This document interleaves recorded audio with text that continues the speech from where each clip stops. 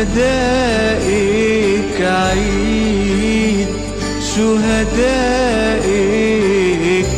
الأبرار القديسين نوري نوري نوري. In the name of the Father, and the Son, and the Holy Spirit. Happy new Coptic year. Starts the eve of Truth, first day tomorrow. And we celebrate the martyrs, and I will tell you why celebrate the martyrs. Those of us who doesn't know, we celebrate the martyrs on the New Year's Eve. We, coming from Egypt, we use a calendar that's only my grandmother knew. My grandmother didn't know January, February, March, all that she didn't know that. She would not do her business with the January, February, March. She would do Tut Baba Hatur. So she knew that when Hatur comes, it's very close to winter. And she says that she has her own signs in her mind. So Tut Baba Hatur are ancient Egyptians, actually. Tut and Baba Hatur, these are ancient gods. They're ancient Egyptian gods. They're gods. So what does that have to do with the martyrs, by the way? So we have a Coptic, it's very weird. It's irony. You have Coptic months that is named after Egyptian gods, but we call our year the year of the martyrs.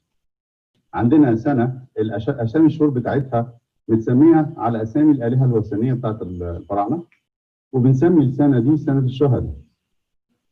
How is that?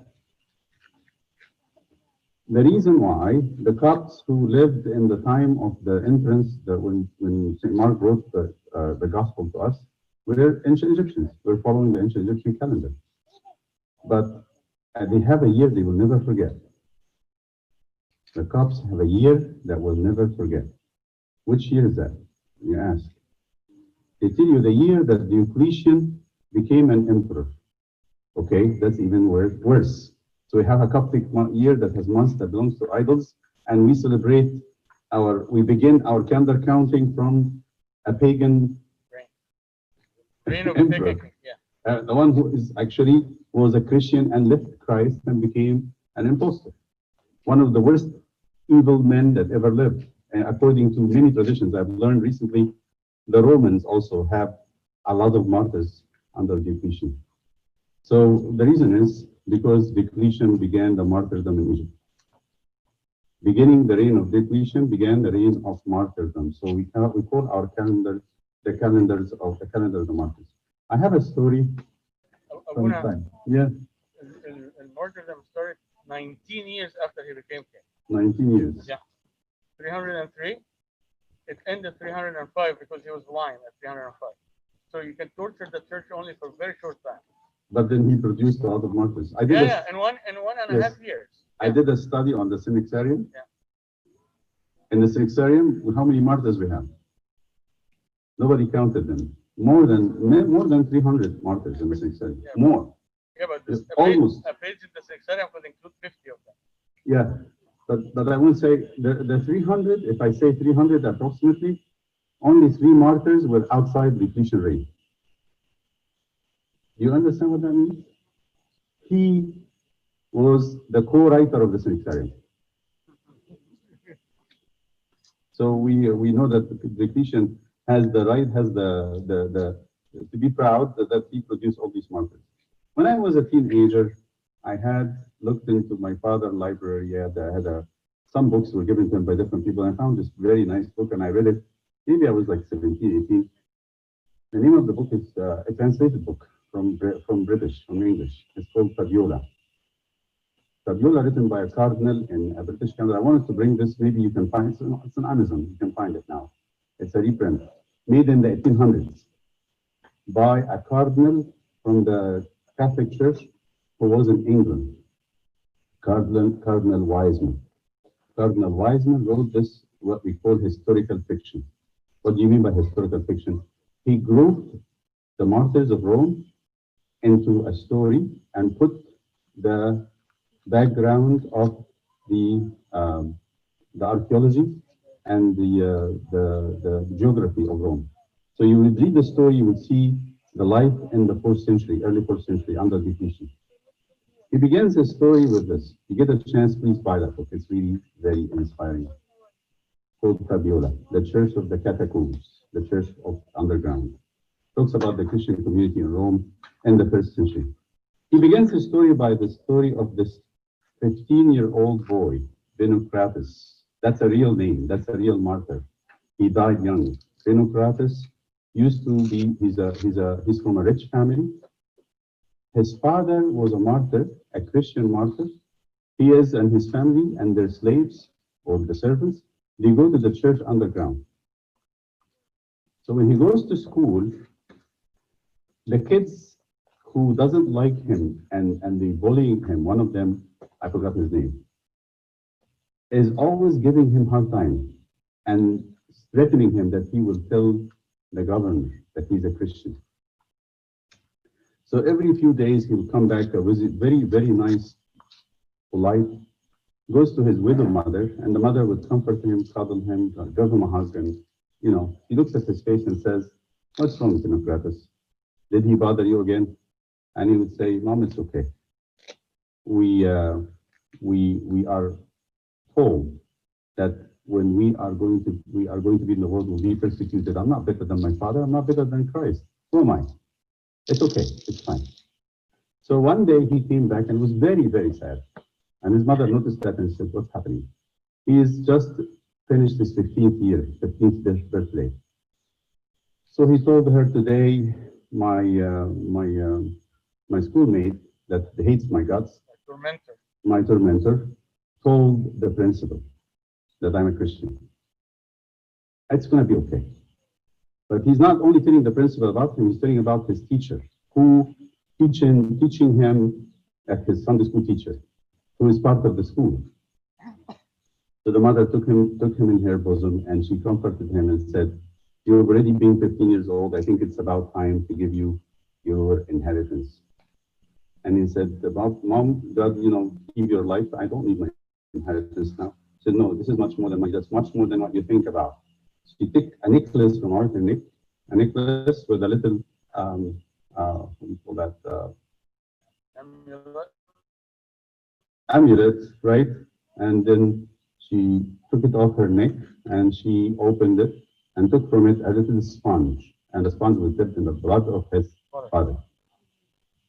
So later on in the story, which is true, this is a true story, he's putting it in this historical thing to give us the background. Is later on, this boy, maybe a month or two later, was executed. He was a martyr, one of the Roman martyrs, Benocrates. I would recommend that you read the really very, very rich. And put of the time of Diocletian, what happened to the Christians when they were hiding. They were noble people. And they tell you the story, and this one of the rich woman, Fabiola, who was an atheist. She didn't believe in any God. Her father spoiled her. She was the apple of the eye of her father. She has a slave girl, Syra, and Syra was bought from the east. But she's part of this secret community that goes underground. And one time, Fabiola was very angry. Something bothered her. She's spoiled. So when she lashed, she took her dagger and stabbed her slave. And the way he depicts how the slave reacted to this, she did not flinch. So the way she treated her, I don't remember the details, but the way that the slave treated Fabiola got Fabiola very much thinking and embarrassed. That she got her anger on the slave in a way she almost killed her, but the slave didn't hate her, didn't reject her, didn't push her back, didn't do anything, but in a very Christian manner, she comforted her mistress. She told her, "It's okay. I know it is taking over you, the anger, and I don't think you have control over it, my mistress. I will do what I can to help you through this." Then the Fabiola was very touched by it, but she didn't really make anything of it. Later on, Syra was one of those martyrs too. So this group of martyrs, including Agnes, a famous martyr, and many other names that you would hear about in the stories of the martyrs in this book. I would recommend to Read it. Martyrs. Martyrs. What about martyrs? Martyr is a word in Greek that means witness, to make witness. Who would the court, if you go to the court, who would be counted as a witness? Somebody who had seen, heard, or lived through things. Not someone who's assumed. Somebody has to have a life experience. So that in the Gospels, witness is linked to truth. Martyria is linked to, the Greek word is aletheia. So nobody witnessed anything. So when you go to court, you've been to court, as I have been 2 times, the judge will tell you, raise up your hand, you raise your hand. You're a witness, right? Okay, you're under subpoena. They call you here to give your witness. Say that you would say all the truth, nothing but the truth. You don't add your own feelings, you don't add your own thing. So what is a martyr? A martyr is somebody who's going to witness for the truth. Martyrs preferred to die, than to live in lying. That's what a martyr is. They will be cornered in a place when they tell them, we will let you live. You're going to continue living, but you're going to have to tell us that you don't believe any of it, that you don't think this is true. And the martyr says, that makes no sense. I can't live a lie. If I continue to live my life has no meaning.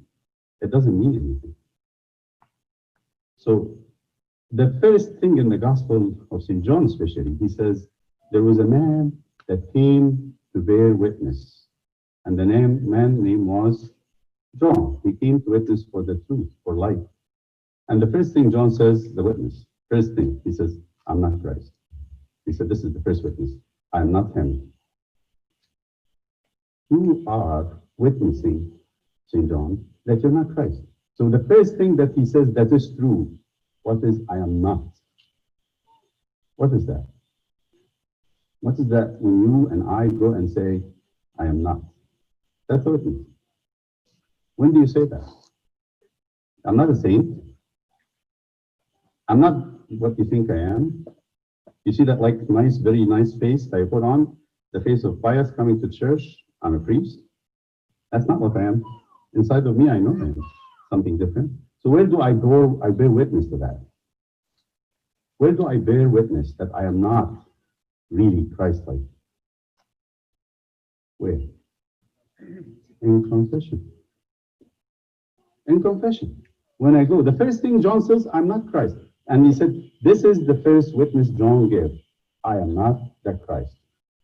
So the first truth that I should say is that what I am not. I'm not people like what you see. I have a lot to hide. You don't see everything inside of me. That's number one. Number two is, who are you, they asked. If you're not, he said, I'm a voice crying in the wilderness. That's my witness. So what's your job? He said, the voice crying in the wilderness. Nothing more, nothing less. I'm not Christ, that's more. I'm not a regular person that you see every day in the street. I have a job. So what are you? So first thing, I confess. I'm not as good as you think. What's the second thing? I am a father. Okay? Are you doing the job of the father? That's a witness. If God put me in this world to be a father, or a mother, or a child, then what's the truth about me? I'm a father, a mother, or a child. If he put me to be a priest, what am I? I'm a priest. So all these jobs that you're talking about is what am I supposed to be? So my witness is doing my job, doing what I need to. I will tell you something. To witness to the truth is to do what's expected of you. If you don't do what's expected of you and try to cut corners, and you do something else, what happens? Two things will happen. You will not be witnessing the truth. Second, you will be miserable. You might be comfortable today. That's what the martyrs would say. I might be living today, but then what happens 10 years down the road? I'll hate my life. My life will be worthless. Instead of to die today, doing my job and witnessing for the truth and to live an aeon in a lie. So if I am not doing my job, as a priest, as a child, as a student, as a father, as a mother, what's expected of me, and I'm trying to cut corners and to cancel what's required of me and expect everything to be okay, good luck. Good luck. That's not the way of the martyrs. They wanted to have it the easy way, they had a chance. They did. They had a chance to have it the easy way, but they will live a lie. They will live a lie. So ask yourself. So sometimes people come and they have a problem. Husband and wife have a problem, and I say, "Why you're treating her like this?" She's because she's treating me like that. Is that a true thing? So I am acting this way because someone else is acting in a different way. Is that true? Absolutely not. I agree. Because the truth is, I am who I am. St. John was supposed to tell the king, "You're wrong." That's his job. If the king doesn't agree with him, does that make St. John free? Is he going to quit?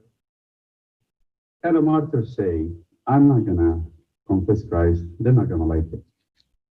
I'm gonna make them angry. I'm gonna hurt their feelings." Can a martyr say that? Absolutely not. To witness for the truth is to stay in your job and your role, even if the whole world does not like it. You're going to tell me my child doesn't like what I'm doing and I'm going to quit. I say, that's your business. But that's not right. That's not the truth. In Egypt, you have something, I don't know how to translate in English. So like, لا يصح إلا الصحيح. What does that mean in English? لا يصح إلا الصحيح. That's the martyrs. Only the right stand. Only the right stand. You plan your life ahead and you say, "I'm going to start by making little lies. I'm just going to cut corners here." What happens to your life 10 years down the road? It's not going to stand. It's going to be built on a lie. Building on a lie is building on a quicksand. It's going to keep moving until it falls. I know this. I'm now almost 60 years old. I know this from my life, from my experience. I learned by my mistakes. I wish I was learning in a better way, but I learned from my mistakes. I hope that we learn not from mistakes, that only the right things will lead us to have a stable life and real life. But to live on lies and to live on denying the truth and to live cutting corners and to live to please ourselves today and the immediate gratification, immediate and constant pleasing to myself. Is that true? I leave my homework as a student and go watch TV and say, tomorrow we'll do it. Tomorrow there is another store for me. I leave my house and I go and spend time with my friends when I know my kids need me. And go and leave my family and go, have money, extra money so I can spend it in my own pleasures.